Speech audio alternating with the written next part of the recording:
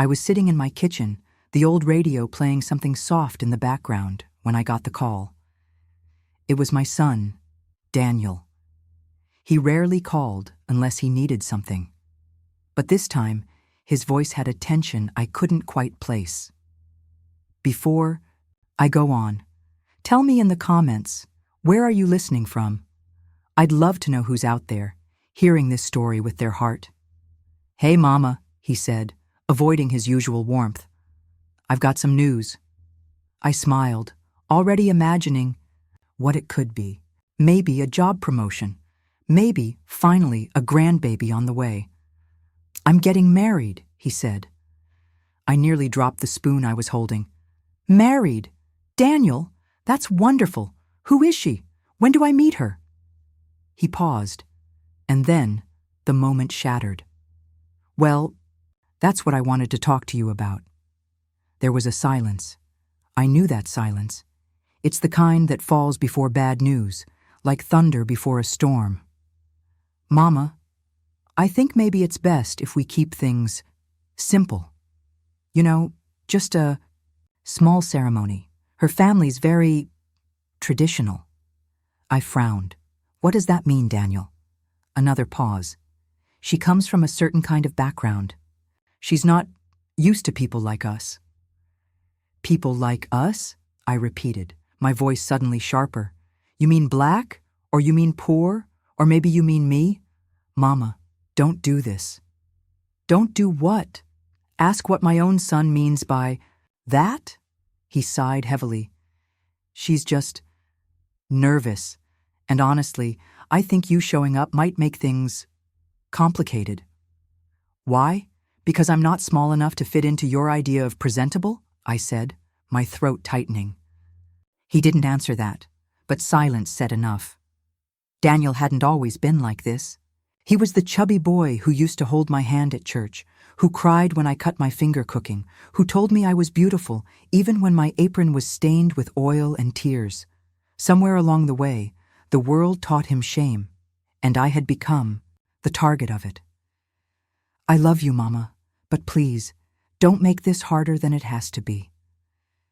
I didn't say goodbye. I just sat there, the warmth from the stove suddenly gone cold. Outside, the wind picked up and rattled the windows. Inside, my chest rattled with a different kind of storm. That night, I didn't cry. Not because it didn't hurt, but because I had cried enough in my life to fill oceans. This was just another wave. I thought about all the times I'd shown up for Daniel. When his father left us, I took 2 jobs and still managed to pack his lunches, attend his games, and sing to him when he couldn't sleep. When he was bullied in middle school, it was me who marched down to that school and made them listen. And when he wanted to apply for college, I cleaned houses on Sundays just to afford his application fees. But now, I was too much, too large, too visible, too real. I looked in the mirror that night. My body had changed, yes. Years of work, stress, grief, and aging had added softness where there once was strength. But my eyes, they were still sharp. My hands, they still held stories. My heart, it still beat with pride, no matter how many times it had been bruised. He didn't want me there?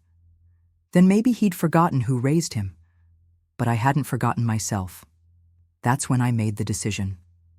I would go, not to cause drama, not to embarrass him, but to remind him, and maybe that girl of his, what dignity looked like.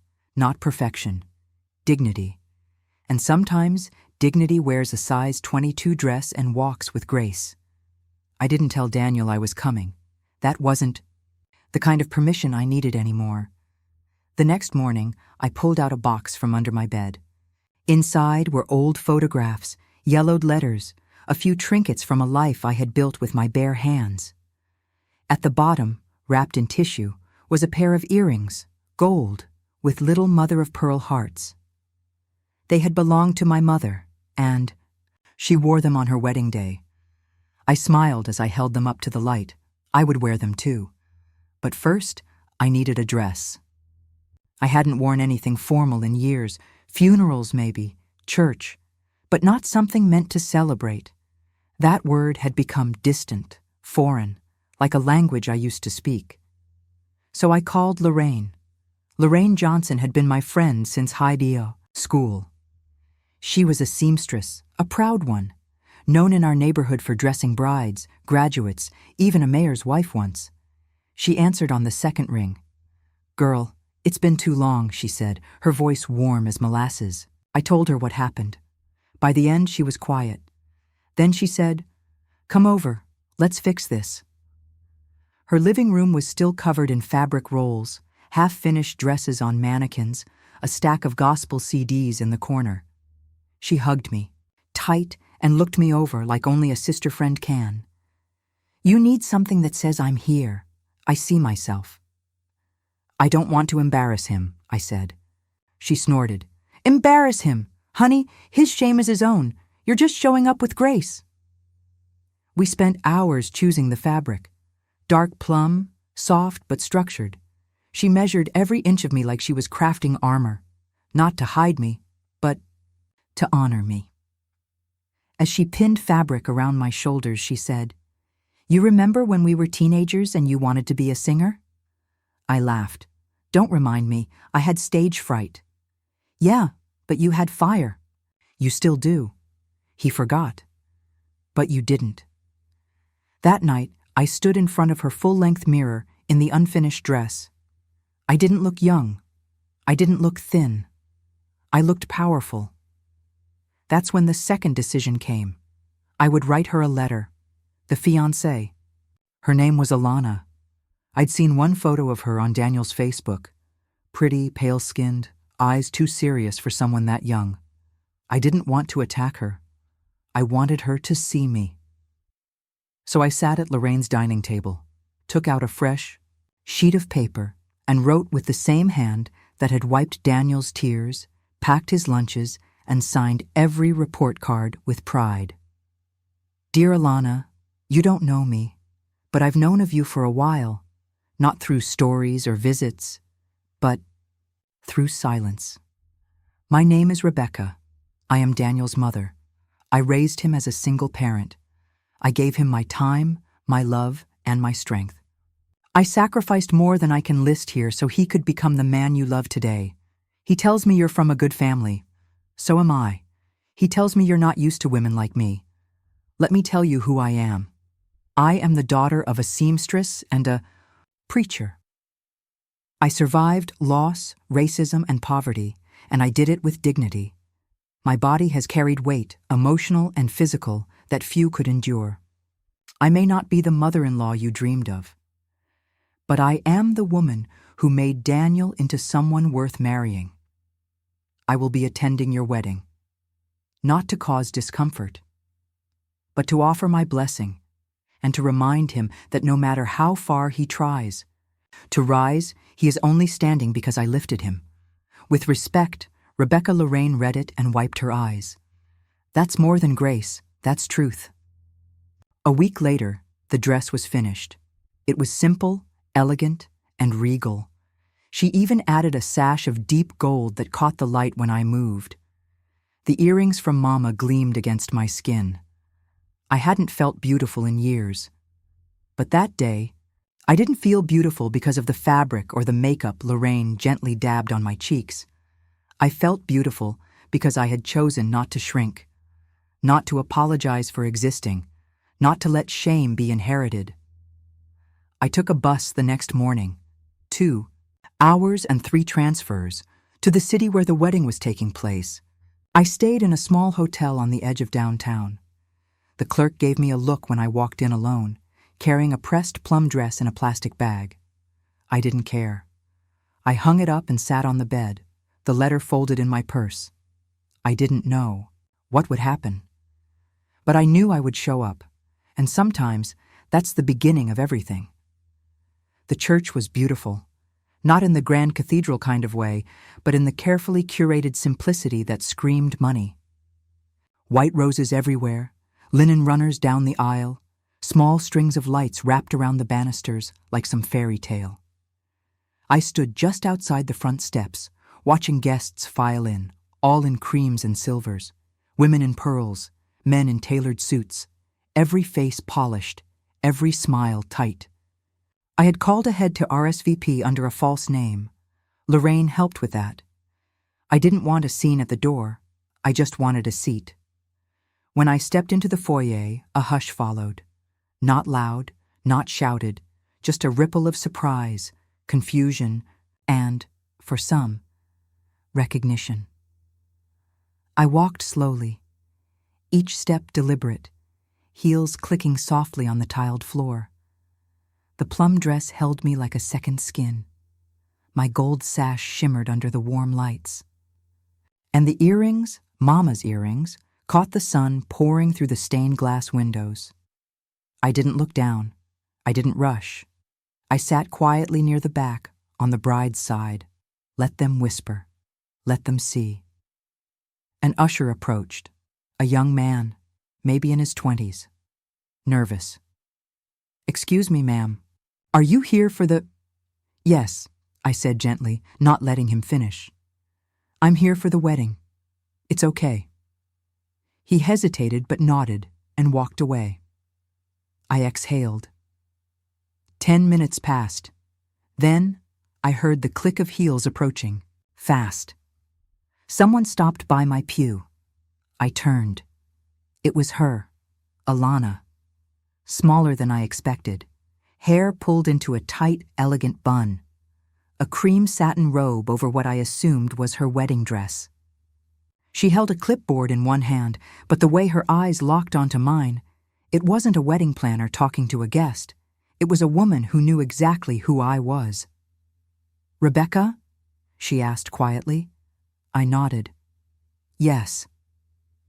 There was silence between us. She glanced around, then leaned in slightly. "He told me you wouldn't come." "He told me I shouldn't," I corrected, my voice calm. She opened her mouth, then closed it. Her fingers tightened around the clipboard. "I read your letter," she said. Her voice cracked on the word letter. "Good," I replied. I meant every word. She looked at me like someone trying to make sense of a book she'd never read, but was expected to summarize. I didn't ask him to keep you away," she whispered. "But you didn't stop him either, did you?" She looked down. Her mouth trembled.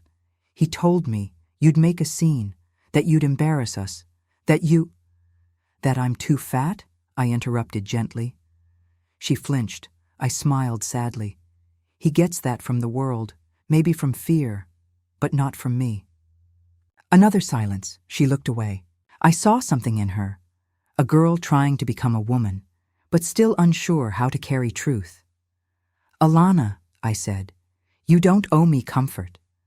But I didn't raise my son to be ashamed of love, or to silence people who gave him everything. Her eyes filled. She blinked fast. "You look beautiful," she said. "So do you." I reached into my purse and took out the letter again. The same one I had sent, but this time in an envelope. I placed it in her hand. "In case you need to read it again. After all this is over." She nodded, tucking it under her clipboard. Her face softened, but her posture stiffened again. She wasn't ready. Maybe she never would be, and that was okay. "I'll sit quietly. I won't interfere," I said. She took a deep breath. "Would you like to sit closer?" I paused. "I'd like to sit where I can see, but not intrude." She nodded again and walked away, slower this time. As she disappeared through the back hallway, I noticed 2 other women nearby watching everything. One looked shocked. The other smiled at me. Another black woman, an older one. She mouthed, "Thank you." I blinked back a tear. 10 minutes later, the music started. The groom entered first. Daniel. He looked nervous. Handsome, yes, but tight in the jaw, looking around. When he saw me, way in the back, his whole body froze, just for a second. Then he turned back toward the altar. He didn't come to me. He didn't run, but he saw me. And that was the beginning of the truth. The music swelled as the doors at the back of the church opened again. Alana appeared, flanked by 2 bridesmaids. She moved slowly, deliberately, her ivory gown trailing behind like a ribbon of silence. Her expression was unreadable, somewhere between grace and something deeper, maybe doubt, maybe clarity. I watched Daniel as she walked down the aisle. His face softened, but his hands still trembled slightly.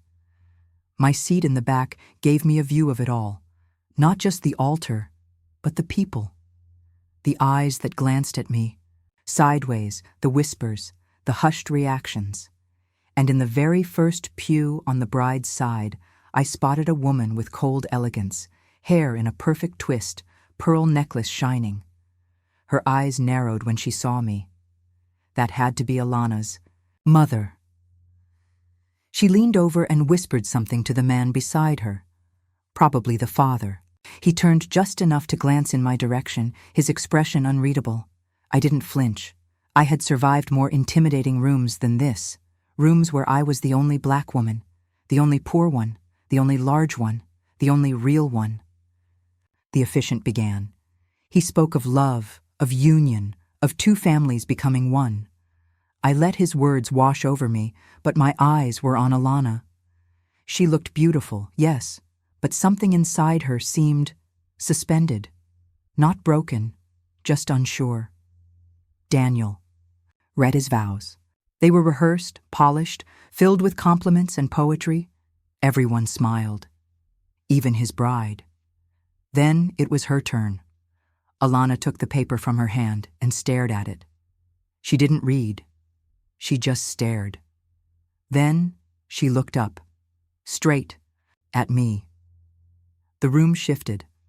For a second, I thought maybe she'd break down. Maybe she'd cry or walk away or call off the wedding. I'd seen enough in life to know that when a woman pauses before speaking, sometimes it's because she's about to speak a truth no one wants to hear. Then she spoke. "Before I read what I wrote," she said softly, "I want to acknowledge someone in this room who wasn't supposed to be here today." Every head turned. My heart stopped. She came anyway, with grace, with strength, and with love that I didn't understand. Until now. I didn't breathe. She is the reason Daniel is the man I'm marrying. She raised him, protected him, built him. And today she's reminding all of us what it means to show up with dignity. There was a silence so deep you could hear every breath. She may not look like what people expect, but she is exactly who we all should hope to become. Tears welled in my eyes, but I kept my chin high. She's not just Daniel's mother, she's my teacher too. That was all she said. She didn't name me. She didn't need to. She turned back to her groom, took a breath, and read her vows, simple, honest, and suddenly so much more real than the paper they were written on. Daniel's face was pale. He looked like a man suddenly seeing everything under a brighter light. The ceremony ended with applause, but it was softer than expected. Almost reverent. No cheering, no loud laughter. Just a quiet respect for what had just happened. As guests rose and began to file out, I stood slowly, unsure whether to leave or wait. I didn't want a confrontation. I didn't come for thanks. I came for truth. And then I saw her. Alana walking back down the aisle, not toward the exit, but toward me. She held her bouquet loosely, her eyes red, but she smiled. "I don't know if I deserve a hug," she said. "Maybe not," I answered, smiling softly. "But I'll give you one anyway." And I did. She held me longer than I expected, her small frame shaking just a little against mine. "I'm sorry," she whispered. I was scared. "We all are," I said. "The trick is not letting that fear decide who we become." She nodded. "I want Daniel to speak to you, properly. He will, when he's ready. I'm not here to force anything. Even if he doesn't, I'll come see you. I promise. I pulled back and touched her cheek. You already saw me. That's more than most do. As she turned to leave, I caught the eye of Alana's mother. She looked furious, but also humbled. She didn't approach me, just stared. I gave her a slow nod, and then I left. Not because I was dismissed, but because I had already said everything without speaking. 3 days passed. I returned home with no expectations. The wedding had been a chapter, not a conclusion. I didn't wait for a phone call.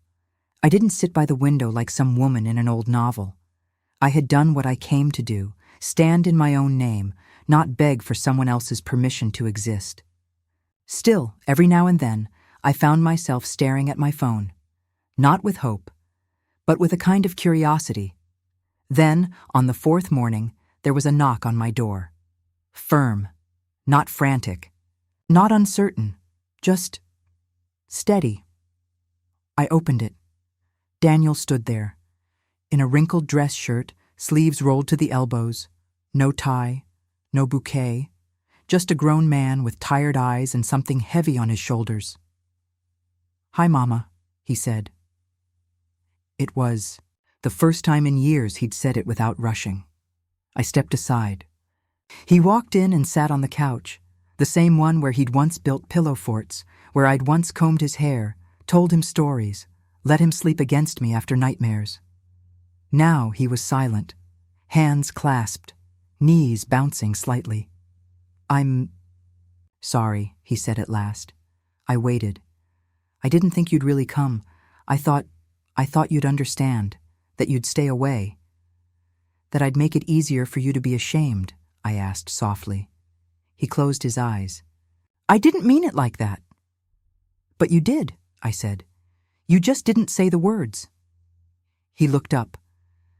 I didn't know how to explain her family, or the pressure, or how I'd started thinking maybe I was too different from them, that I had to fit in to deserve her. "And to do that, you decided I didn't fit." He nodded slowly, tears welling. I didn't move closer. I didn't comfort him. Not yet. He had to feel it first. "Mama, when I saw you, there, in that dress, with your head high, I felt something I didn't know how to hold. Guilt, pride, shame, gratitude, it all hit me at once. I stayed quiet." He rubbed his face. "Alana told me what you said, about not shrinking, about dignity. She said I needed to talk to you, that if I wanted to build something honest with her, I had to start with the woman who taught me what honesty looked like." I sighed gently. "You were my baby, and I raised you to see people, to see truth. I never thought one day I'd have to remind you that I'm a person too." He looked up at me. "You have every right to be angry."